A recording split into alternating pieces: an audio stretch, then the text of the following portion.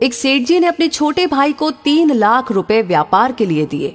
उसका व्यापार बहुत अच्छा जम गया, लेकिन उसने रुपए बड़े भाई को वापस नहीं लौटाए। आखिर दोनों में झगड़ा हो गया और झगड़ा भी इस सीमा तक बढ़ गया कि दोनों का एक दूसरे के यहाँ पर आना जाना बिल्कुल बंद हो गया। घृणा व द्वेष का आंतरिक संबंध अत्यंत गहरा हो गया। सेठ जी हर समय हर संबंधी के सामने अपने छोटे भाई की निंदा, निरादर और आलोचना करने लगे। सेठ जी अच्छे साधक भी थे, लेकिन इस वजह से उनकी साधना लड़खड़ाने लगी। भजन पूजन के समय भी उन्हें छोटे भाई का चिंतन होने लगा। मानसिक व्यथा का प्रभाव तन पर भी पड़ने लगा। बेचैनी बढ़ गई, समाधान नहीं मिल रहा था। आखिर वे एक संत के पास गए और अपनी सारी व्यथा सुनाई।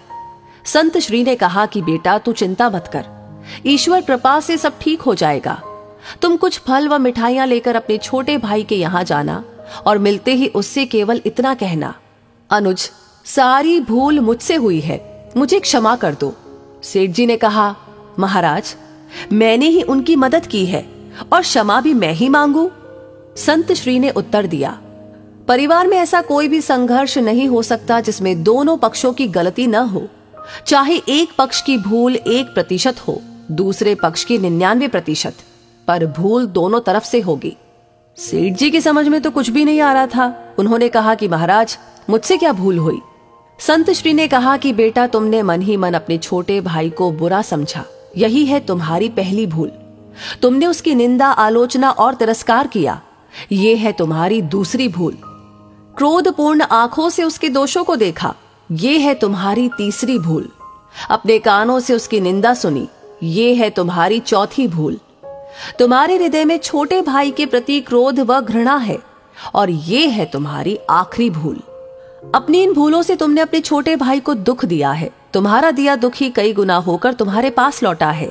जाओ, अपनी भूल के लिए क्षमा मांगो, नहीं तो तुम न चैन से जी सकोगे और न चैन से मर सकोगे। क्षमा मांगना बहुत बड़ी साधना है और तुम तो एक बहुत अच्छे साधक हो। सेठ जी की आंखें खुल गई। संत श्री को प्रणाम करके वे छोटे भाई के घर पहुंचे। सब लोग भोजन की तैयारी में थे। उन्होंने दरवाजा खटखटाया। दरवाजा उनके भतीजे ने खोला। सामने ताऊजी को देखकर वह अवाक सा रह गया और खुशी से झूमकर जोर जोर से चिल्लाने लगा, मम्मी पापा, देखो कौन आए हैं, ताऊजी आए हैं, ताऊजी आए हैं। माता पिता ने दरवाजे की तरफ देखा, सोचा कहीं हम सपना तो नहीं देख रहे। छोटा भाई हर्ष से पुलकित हो उठा। 15 वर्ष के बाद आज बड़े भैया घर पर आए हैं। प्रेम से गला रुंध गया, कुछ बोल न सका। सेठ जी ने फल व मिठाइयां टेबल पर रखी और दोनों हाथ जोड़कर छोटे भाई को कहा, भाई, सारी भूल मुझसे हुई है, मुझे क्षमा करो। क्षमा शब्द निकलते ही उनके हृदय का प्रेम अश्रु बनकर बहने लगा। छोटा भाई उनके चरणों में गिर गया और अपनी भूल के लिए रो रो कर क्षमा याचना करने लगा। बड़े भाई के प्रेमाश्रु छोटे भाई की पीठ पर और छोटे भाई के पश्चाताप व प्रेम मिश्रित अश्रु बड़े भाई के चरणों में गिरने लगे। क्षमा व प्रेम का अथाह सागर फूट पड़ा। सब शांत, चुप और सबकी आंखों से अविरल अश्रु धारा बहने लगी। छोटा भाई उठकर गया और रुपए लाकर बड़े भाई के सामने रख दिए। बड़े भाई ने कहा कि भाई, आज मैं इन कौड़ियों को लेने के लिए नहीं आया हूं। मैं अपनी भूल मिटाने, अपनी साधना को सजीव बनाने और द्वेष का नाश करके प्रेम की गंगा बहाने आया हूं। मेरा आना सफल हो गया, मेरा दुख मिट गया। अब मुझे आनंद का एहसास हो रहा है। छोटे भाई ने कहा, भैया, जब तक आप ये रुपए नहीं लेंगे तब तक मेरे हृदय की तपन नहीं मिटेगी। कृपा करके आप ये रुपए ले लीजिए। सेठ जी ने छोटे भाई से रुपए लिए और अपनी इच्छा अनुसार छोटे भाई भतीजों में बांट दिए। सब कार में बैठे घर पहुंचे। 15 वर्ष बाद उस अर्धरात्रि में जब पूरे परिवार का मिलन हुआ तो ऐसा लग रहा था कि मानो साक्षात प्रेम ही शरीर धारण किए वहां पर पहुंच गया हो। सारा परिवार प्रेम के अथाह सागर में मस्त हो रहा था। क्षमा मांगने के बाद सेठ जी का दुख, चिंता, तनाव, भय, निराशा रूपी मानसिक रोग जड़ से ही मिट गया और साधना सजीव हो उठी।